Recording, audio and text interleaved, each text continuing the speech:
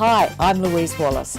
On opening night tonight, I'm backstage during final rehearsals for the confronting play Selfish at the Silo at the Q Theatre, and I talk to playwright and director Jason Takare.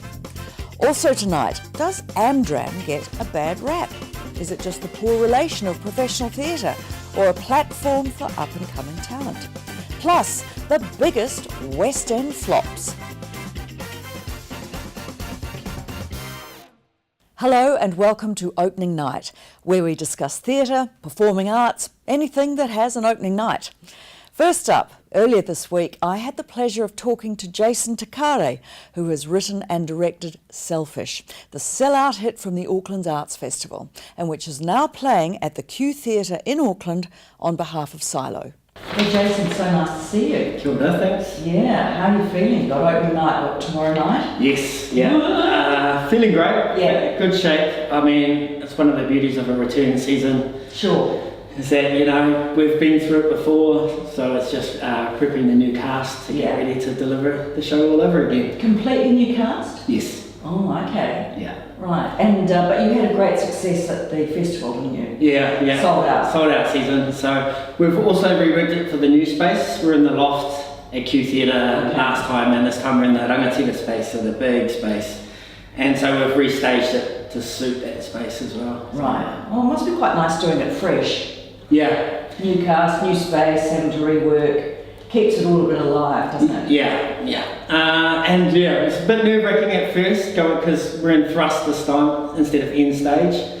And it was a bit nerve-wracking at first, but I think we've come up with a better product than last time. So, oh, good. Yeah. Okay. Oh, that's brilliant. Yeah. So the press word says, think Macbeth with laughs and tikanga Māori or Shakespeare behind bars. So just give me a bit of an idea of what the play is about. So of course it's set in a prison, in a men's prison, where a woman comes in to teach the men Shakespeare.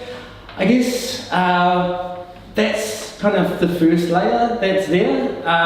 We also go into the men's fantasies, into their mind. The play is on the effects incarceration has on the mind of being in that environment where often the language spoken is often quite violent. That violence is almost the economy in which trade is, people trade in.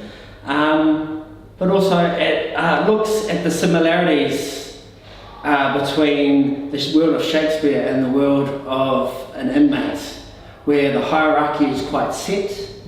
And especially some of the similarities with Macbeth, and then what happens when someone within that hierarchy dares to become more than their positioning. Right. So dares to overthrow the king. Okay. Yeah, it's quite a cool concept, isn't it? Yeah. But when we were talking about it, when we were making the work, it's one of the things that really stood out, that whole, it's a life or death call, being an inmate trying to do that. And the great thing about Macbeth, I mean, all of Shakespeare's drama is reasonably intense, but Macbeth is absolute on the edge of your seat stuff, isn't it? Yeah. So it's got that tension already there, in a way. Yeah. Which is really cool. Yeah, and it is one of my favourite Shakespeare plays. Same. Yeah, no, it is, it's really good. So tell me, how much of this play and the writing of it is based on your real life experience? Have you been in prison?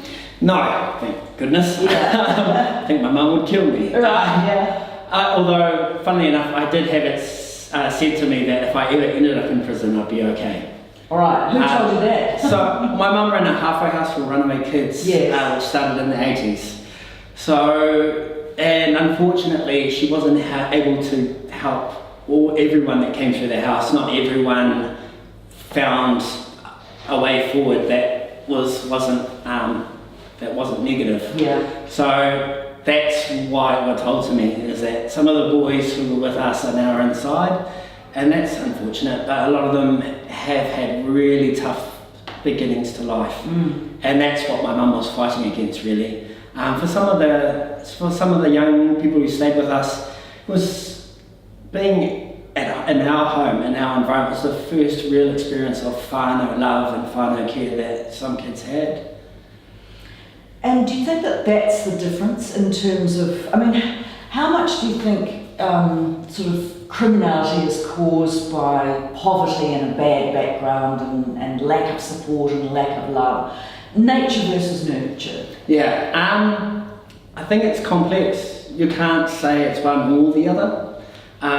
Like what happened in the house, there were some kids with that background, but there were some kids with perfectly fine upbringings with loving, caring parents who were just teenagers being naughty and just wanted to hang out with their friends and not go home and stay at our house instead. And I think you would find a similar story with inmates, as we did in the research. There's a large percentage whose background is that, who were brought up in state care, and as we know now, weren't the most nurturing environments, where a lot of kids were abused. You know, there's a large proportion of those people who came through state care are now inmates.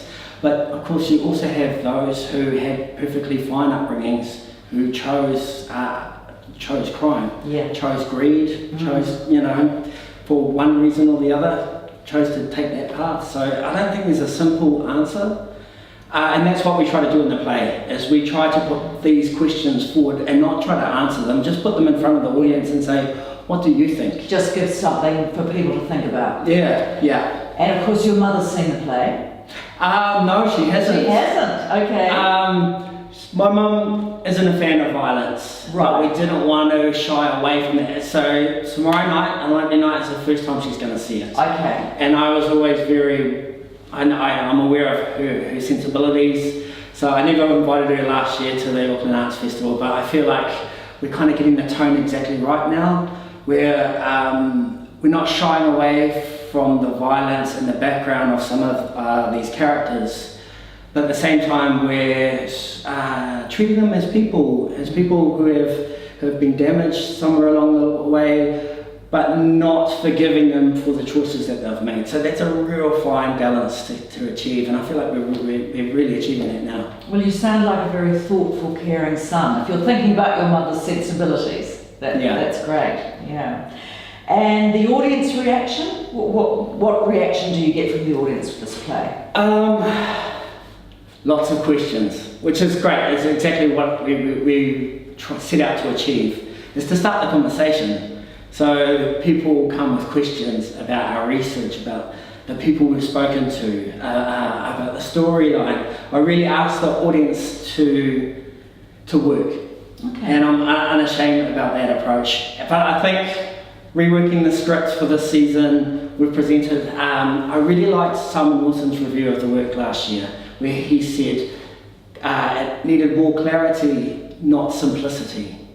So, and I think we've really achieved that this time, where I think the storyline is clearer, but not simpler. So we're still asking the audience to work, but I think it's a little clearer than we were last year. Great. Yeah. And so what's next for you after this? After this, Selfish continues on. Takirua have picked it up, so we're doing a Wellington season, so we get a chance to rework the script, put it up again in Wellington, rework it one more time before Takirua take it on a national tour. So immediately after this, I start looking through working titles, which is Silo Theatre's development process. And I, as artistic associate for Silo, that's part of my job, is to look at what's the new work that's to be developed. Fantastic. And one thing I did mean to ask was, I take it that Selfish is a play on words. Yeah. One of the funny stories we had was Miriama worked with Te Rākahu Te Wao Tapu, Jim Moriarty and his group who go into prisons. Okay. And she was with them when she graduated from drama school. And when she was working with the men's prison, they were always asking them to sneak stuff into the prison, but it's not what you thought. Yeah. They were asking them to sneak in kaimoana. All the inmates wanted fresh kaimoana. Really? So that's kind of partly where the name came from. You love oysters. Yeah. So that was partly where the name came from, but also just the two characters argue about what selfishness is. Okay. Yeah. Oh, good. Yeah, it's clever. Hey, Jason, thank you so much for talking with me, and I look forward to seeing the show. Thank you for having me. Time to take a look at a selection of what's happening around the traps in theatre. Last week, when I went to Snort, the regular Friday night improv at Auckland's Basement Theatre, we met a lovely guy in the box office who's been handing out tickets and working behind the bar and producing plays for others for years. Well, during a trip to Edinburgh in 2015, he saw the one-man show A Gambler's Guide to Dying, about a man reminiscing about his relationship with his grandfather. And now John Burrows, as he's called, is currently performing this play at the Basement, directed by Jennifer Ward-Leland. Don't miss it. Also, don't forget ATC's The Cherry Orchard, which is currently playing at Auckland's Waterfront Theatre. And of course, as we talked about tonight, Selfish at the Q, where unexpected talents are revealed and twisted fantasies surface. Blind Eye by April Phillips is playing at the Gaslight Theatre in Cambridge. Wally and Vera's golden years are disrupted when a malicious attack on an old man brings two strangers into their lives with devastating consequences. And if you're in Sydney from the 15th of June, catch Marjorie Prime by Jordan Harrison at the gorgeous Ensemble Theatre. The off-Broadway hit is about 85-year-old Marjorie, who has been able to bring back her husband in holograph form. But even better, when he was 30, when they first fell in love. On the 22nd of June, the classic thriller An Inspector Calls opens at the Dolphin Theatre in Onehunga.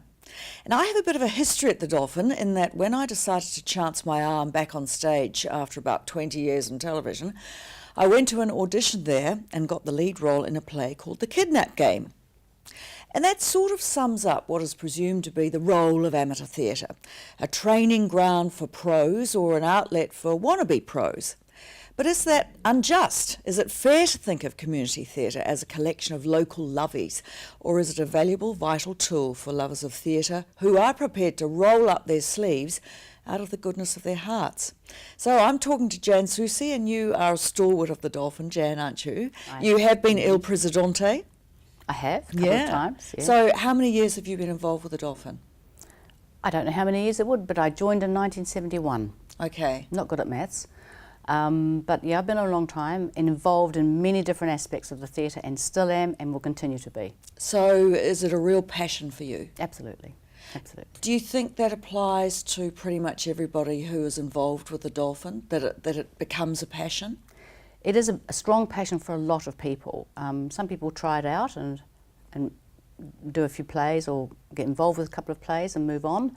But others come back year after year after year. And a lot of people go back so far that they say, I haven't been to the Dolphin for years, but I came and saw a play, and they've come back. And it's lovely. It's really lovely.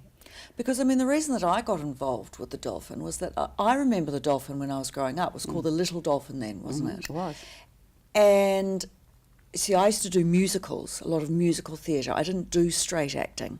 So the Dolphin was the only outlet that I could think of for me to get on stage and do some straight acting. And so you've got a bit of an amazing reputation, really. We have. It's been going a long time. Well, like you, I did musicals when I was in my youth and hadn't done a play. And I did my first play there because the director said to me, dancers make great actors. And I haven't looked back. I mean, it's just, it overcomes you. It's a way of performing. If you're a performer, whether it's music, dancing, singing, you're a performer. And at that time when I joined, there wasn't very much in between the city and Onehunga. Nothing really. Well, we'll come back a bit to sort of what creates the passion there, but just tell me a bit about the history of the Dolphin. I mean, who started it? How did it come about? Well, from my understanding, and I met this particular lady, she was the founder of the Dolphin. Her name was Veronica Dow. And she was a repertory actor from England, and she was living, I don't know whether she was living in Onehunga, but the Onehunga mayor, who was then Leo Manning, asked Veronica to set up a theatre in Onehunga, and which she did. And the amazing thing about it is it grew from just a passionate group of people with her, because she was one of the strongest women I've ever known. She got what she wanted, she asked for what she wanted, she didn't make any bones about it. Yeah. But together with the council of the time, who gave us the land very generously, and a lot of these wonderful willing workers, as we call them, wonderful willing workers, and a lot of community people in Onehunga with the businessmen. Now, in those days, the businessmen of Onehunga usually lived around Onehunga. Nowadays, they don't. They come from far and wide. But the businessmen rallied forth and they provided all sorts of things. She was even bold enough to go up to Mr. Kerridge of Kerridge Odeon and say, I want your seats. Wow. And he gave her 100 seats. Oh, good on her. So, just like that. But you wouldn't do that today, of course. But she had the, she had the guts to go and ask, and she got what she asked for. She got free carpets and all sorts of things that helped to make that theatre start. Isn't it amazing how some people are just good at that? Yeah, she was. I'm hopeless Without at her, asking for free stuff. Well, me, I hate asking for anything. Yeah. But, no, she was just one of those gals, and she just got what she wanted, and it built the theatre from strength to strength. And I think she lasted until the 1980s, and she got ill. But she used to direct every play, and of course ran everything. Ran everything. But there's a lot of people that have been to the Dolphin over those years that we know of that have become professional, as you said. Yeah.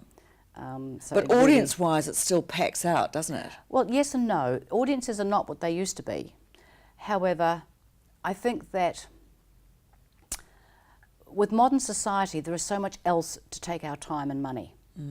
And I think most community theatres struggle a little bit to get bums on seats, but our productions are far in superiority to what they used to be. Far. I mean, technology has helped us a lot. Yeah. But I mean, it's a gorgeous theatre to perform in. Yes. It's got a lovely vibe about it. Great speakers and technology and a lovely lighting rig. So, I mean, I can say that, quite sincerely. So are you saying that the Dolphin actually owns the land that you're sitting on? No, the Dolphin doesn't own the land. The council own the land. We lease the land, but we own the building. Okay. And so we run the building, which these days is not a cheap deal.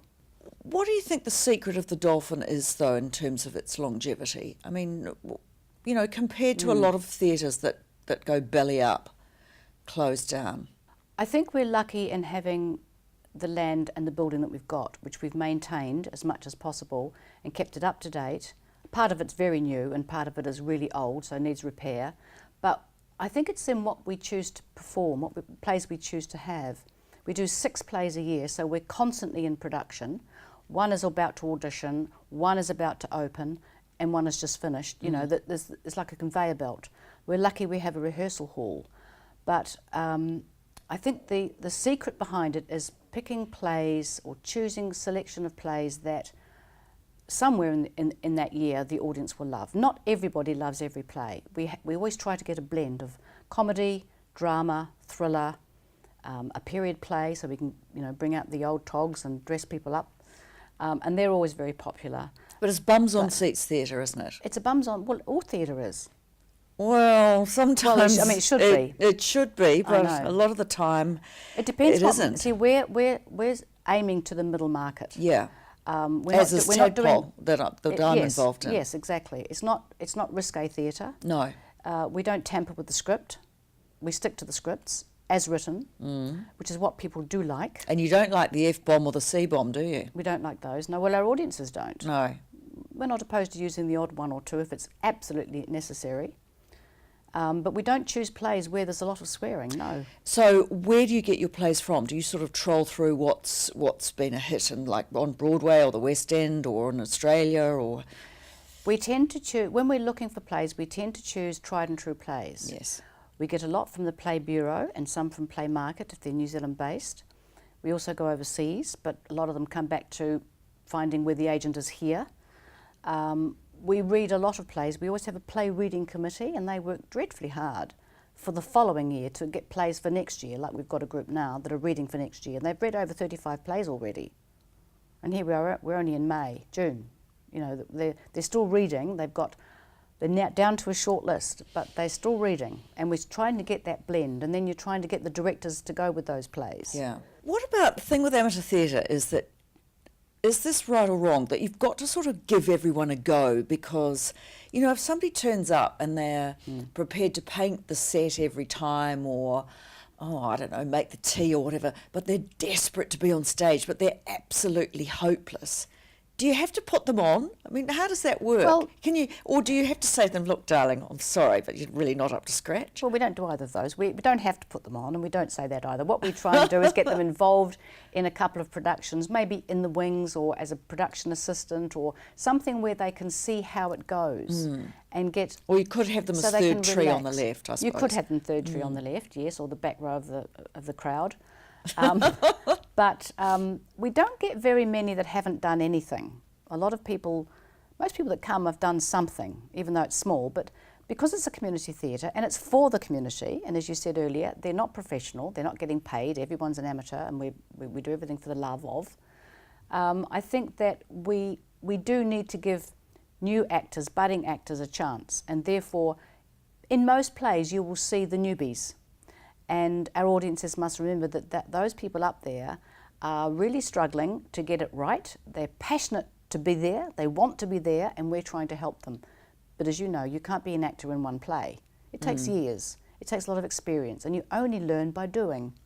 But I suppose that really is the big difference between the amateur and the professional, isn't it, in a way, that you do have people on stage there who would not get within a bull's roar of being a professional actor, but they are there because they want to be, they're passionate, they've contributed to the theatre, and therefore they've been given a go. And I suppose that's the big difference, isn't it? Yes, that is the big difference. Although a lot of our actors are professional, semi-professional, a lot of them have got agents and they're out there auditioning for TV and film, commercials. But we like to keep our talent honed, and therefore we carry on with theatre. And a lot of our actors go from theatre to theatre. What about, in professional theatre, sometimes in a company, you end up getting the same people on stage the whole time. I suppose because it's easy. I mean, I've got a theatre company, and when you have people who are reliable and amazing, you do sort of tend to keep casting them. How often does that happen at the Dolphin? Not a lot. I mean, our audiences do recognise people, and you find that actors do slot into certain types of roles where they're really good at it. And you can read a play and think, oh, so-and-so would be good in that part. Yeah. As you say, they're good at comedy, or they're good at farce, or they're good at period stuff, or they can do a great English accent or a great American accent. Because it's really tempting as a director, isn't yeah. it? To think, this, Yeah. yes, they'd be perfect, let's put them in. I think new faces are a challenge, though, to get some fresh blood up there and give them an opportunity to shine, Do you think that amateur theatre does have an inferiority complex as compared to professional? I don't know. I think we're starting to realise our worth, in that it is a training ground. It's also not just a training ground to become a professional actor, but there are so many people, as you know, that go to make up a production. Only half of the people that are in the building are actors. Others are technical people. They work backstage, they're designers, they're creatives. So, I don't know, I think that we're realising that we have got a great role to play in our community. Well, we know that. But more so now that theatre is not the place to go, automatically. There's television, there's so much. Even movies have done a dip, but are now coming back into their own. And I think things will go in a cycle. We're going to hang in there. Yeah. And I think we know our worth. And we've seen people that have come and done some great work and really thrived because of it, and gone on to do more, gone to other theatres, become professionals. What about the number of POMs that are in amateur That's theatre? true. It's incredible, isn't it? Well, yeah. And I suppose that's because amateur theatre in Britain is just so massive, isn't it? It's massive. And the standard is incredible. Some of the standard. Well, having said that, I saw a show here years ago, I'm talking a long time ago, at Howard Little Theatre. And when I was in London, I saw the same play, and it didn't have a hope in coming up to that level. Of the amateur one? No. Really? No. Ours was far better. Howard's was far better. Okay. So yes and no. It depends on the amateur theatre in England, because they've got a good and a bad side as much as we have. They've got good little amateur theatres and not so good little amateur theatres. But do you think overall that community theatre has improved in New Zealand? Oh gosh, yes. Yeah. Out of sight. How would you like to see the Dolphin evolve, and how do you think it could evolve? How could it be better? I don't know. It's a hard one, whether or not we do different plays, less plays, envelop the theatre, the aspect of the building, and bring forth other things such as perhaps cinema. I don't know. It's a thought. I mean, we already bit more technology. Do you bit think? more technology. Yeah. I mean, we have got the means to do that. It's be very expensive to do that, but there are a lot of young filmmakers out there that want a place to go and show. And I'd like to think that Dolphin would be open to that. Because the overriding impression I used to have for the Dolphin was that it was, you know, for a lot of older people in terms of audience. Are you managing to try and attract some younger people? We are now. But it's funny you should say that, because back in 1995, I was president, and the committee were all saying, what are we going to do when all our older members, our 50s, 60s and 70s are dead? I mean, what are we going to do? Well, they're now 50s, 60s and 70s are still there. They've come through. And yes, it is a natural place for older people to go. However, the plays that we put on, we've just done a one-act play season and brought in a heap of young people. And it was very, very successful. And we'll hang on to them. They'll come and go, but we'll hang on to them. And we are opening the doors. We're giving opportunities for young people to come and do their thing. So from a personal point of view, you've acted and you've directed. Which do you enjoy most, and what productions have stood out for you? Yes, I've acted and directed. At the moment, I prefer directing. I like to bring the whole thing together. I think it's very exciting and challenging. I do like acting, but of course, being older now, I find it difficult to retain lines. I have to work very hard to get them in the head. Yeah. And there are a few shows that have stood out for me. One particular one was The Magenta Moth, and that was a thriller with 3 young women who were really bad girls. And I enjoyed making them really bad, and they enjoyed being bad. It was a very clever production, and it really wowed everybody. It really did, even people that don't normally like thrillers. And another one on a more pleasant side was Ladies Who Lunch, which was a great deal of fun to do. And it was clever in that, particularly with the set, because my set designer, Peter Webster, at the time, he created a set which was clever in that it was an apartment in London, an apartment in New York, and an apartment in Sydney. And it was the same set. So it was very clever to be able to whip away the cushions and throw a different cushion or throw on it. And on the back of the wall we had, it was a picture that was projected onto the back wall, which changed with every different situation, every different location. But the actors were wonderful, and we did a film with it. It was about women who were fundraising, and we went to the Carlton Hotel in Auckland, which was supposed to be the Carlton Hotel in London, and met outside and did this little Sunday shoot where we filmed these ladies doing their thing and put that together. And it worked really well, and I was quite surprised because it was quite a big deal to do that play. So that and Magenta Moth I think would have been my favourites that I've directed. But I love all of them. Well, that's brilliant. Hey, so lovely talking to you. Thank you. Thank you very much, Louise. So finally, let's take a look at the fastest West End flops, just because we can. Lord of the Rings lasted a year at the Theatre Royal, Drury Lane in 2007, but at £25 million was the most expensive musical flop in West End history. Gone with the Wind blew itself out from the New London Theatre in 2008, lasting just 10 weeks. Desperately Seeking Susan, based on the Madonna film, lasted 1 month at the Novello Theatre in 2007, but it gets worse. Too Close to the Sun, a musical about Ernest Hemingway, lasted a fortnight at the Comedy Theatre. Murderous Instincts, all £2 million of it, lasted just 1 week at the Savoy in 2004. But wait, there's more.